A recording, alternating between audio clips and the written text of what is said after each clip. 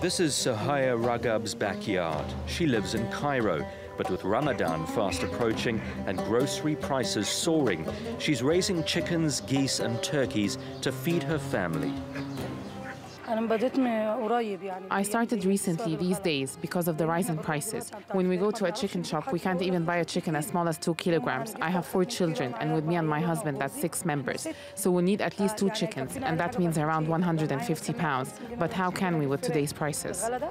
Egypt's official inflation rate rose to 31.5% in April, a 3-decade high.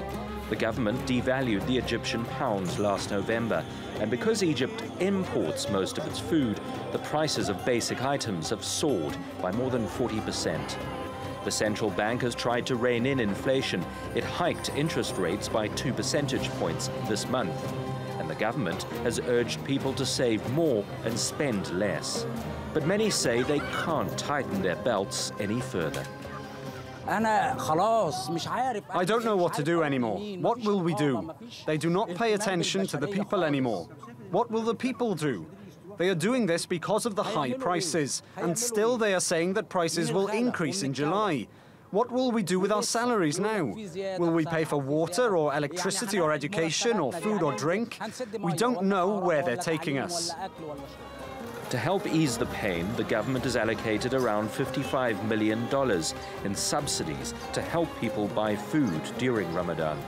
But ongoing security threats have taken a severe toll on one of the government's main sources of revenue, tourism, limiting its ability to stimulate the economy. Despite this, some say the government is not doing enough to control prices and have decided to take matters into their own hands. Yes, they will stop increasing their prices. If every household starts raising chickens, they will stop increasing their prices. For Egyptians, Ramadan has always been a month of good deeds and happiness, where they get to celebrate and give money to the poor. But with the economy in the state it's in, this year's fasting month is likely to be one of the toughest in a long time. Ben said, TRT World. Well, for more on this, Angus Blair joins us on the phone now from Cairo. He is the founder and president of the MENA-focused think tank, Signet Institute. Mr. Blair, thank you so much for joining us. I just want to begin with something very simple that we saw in that report, people growing their own food because they can't afford what's in the shops. Have you heard of this? Does this ring true to you broadly across the country? It's not really new. People may have stopped it in the past because the economy was growing very quickly in the past, and there's been a growth in supermarkets around the country. But you have to remember, Egypt's quite an agrarian society, and the tradition of having chickens and ducks and so on is not uncommon.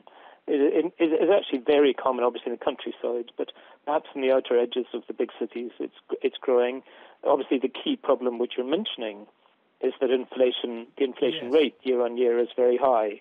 It's running about 30% year on year. And food price inflation in the last month was 40% year on year. What's causing inflation to be so high? Well, first of all, Egypt, in all of the years I've studied the region and Egypt's run a higher than global average inflation rate. The second issue, which is really the major jump in the last year, has to do with the devaluation of the currency in November. And that has produced a big spike in inflation, as well as a bit of a hit from the fuel price increase. Could you explain why the Egyptian government devalued the pound in November? Well, first of all, just under a year ago, the central bank governor, Tariq Alma, in an interview announced that the policy of a strong Egyptian pound had been a wrong one because it meant that prices in the country were high and the Egyptian pound was in many ways overvalued. And in November, with an agreement from the IMF and, in fact, other international financial institutions, including the World Bank, Egypt devalued the currency, which is a very good move. It's made Egypt much more competitive in terms of investment. But clearly, the one-off hit has been the increase in import prices. Talking of investment, so we've seen, have we, an increase in investment? Absolutely. It's quite interesting that now about $5 to $6 billion into the debt markets and Eurobonds, and hundreds of millions of dollars into the stock market. In addition to that, there's been an increase in mergers and acquisitions and a number of companies that are looking to invest and make acquisitions in Egypt. And additionally, and luckily for Egypt, there's also been a very good increase in investment from the international oil companies with a number of very major gas finds in the last year and a half. So that's boosting. I'm interested to know how Egypt attracts outside investment when, given the terrible terrorist attacks we've been seeing lately, how do they manage to still pull in the foreign investors? Well, you could make the same argument for the United Kingdom with its attacks for France. It's not a global issue. But the fact is that in general, most people in Egypt live very normal lives. Clearly, the incidents are incredibly tragic and deservedly hit the headlines. But for most of the time, for most people, life goes on as normal. And the economy is growing about 4%. And even tourism is up year on year, 45%. So there's been a good increase, but that's coming from a bad year the year before. But it's a good increase. And that's helping, although revenues are only up 7% so far. You did mention the IMF, and the government successfully got the latest IMF package, but in return they had to conduct and enact a certain number of reforms. Can you just briefly tell us what they were and how the government is doing with those reforms? Well, yes, but the fact is that many of them had been agreed by the government in the past, and as I mentioned, the central bank governor last summer. One of these issues, obviously, the devaluation of the Egyptian pound, then cutting subsidies. The government itself has a large interest bill and also a very large budget deficit. And the fact is it can't continue like this with subsidizing electricity, gas for the houses, and fuel for the cars.